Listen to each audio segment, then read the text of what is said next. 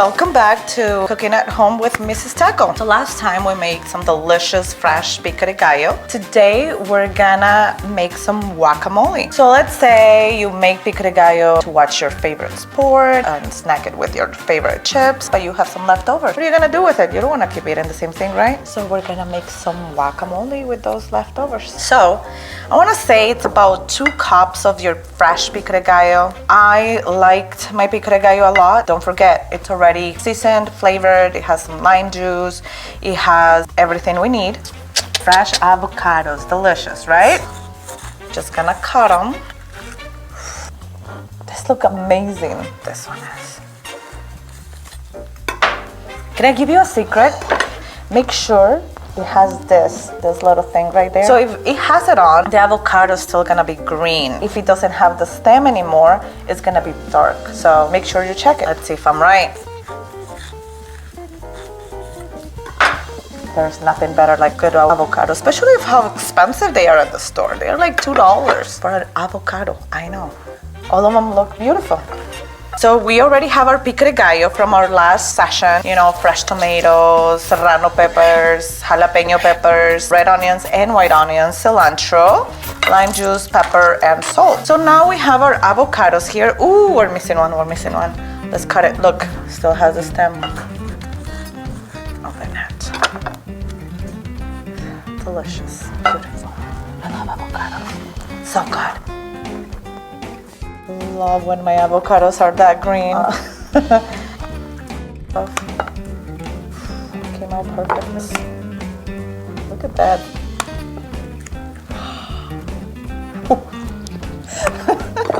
Easy peasy. Everybody's gonna love you for it. I'm gonna use my hands. They are washed, I promise. I used a lot of soaps. I think it's more satisfying. Look at this. Who cares? Do whatever you need to. That's what I'm doing, working hard to feed my family. Don't forget, after a couple days of having your pico de gallo sitting on the fridge, more juices are gonna come out of the tomatoes and all the vegetables that you have sitting there. So we're gonna do a tasting and see if we need to add more stuff or to see if the flavors are still gonna be good in there. Make sure it's done. Look at this. Look at this, you guys. If you want to add more tomatoes, cilantro, whatever you need, feel free to it. It's all preference. Don't forget, cooking, it is not about a recipe. It's about the flavors and textures that you're looking for. And this is a perfect guacamole. Just let me taste it and see if I'm right. I'm not gonna lie, it's really, really good. But to make it better, I am gonna add a little bit more of salt and lime to enhance the flavors a little bit more. Remember, in the pico de gallo, I added the lime before the salt and pepper.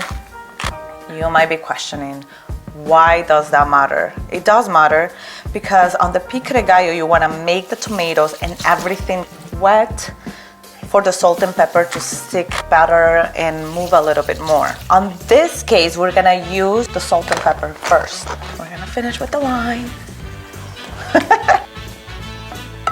And see if it needs a little something else.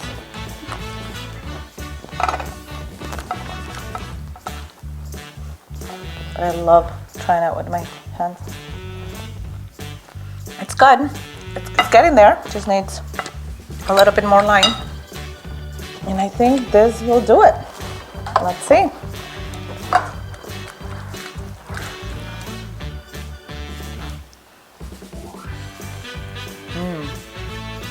Perfect. It's creamy. It has the crunchiness of the peppers and onions. The texture of the tomatoes. Delicious. Try it at home.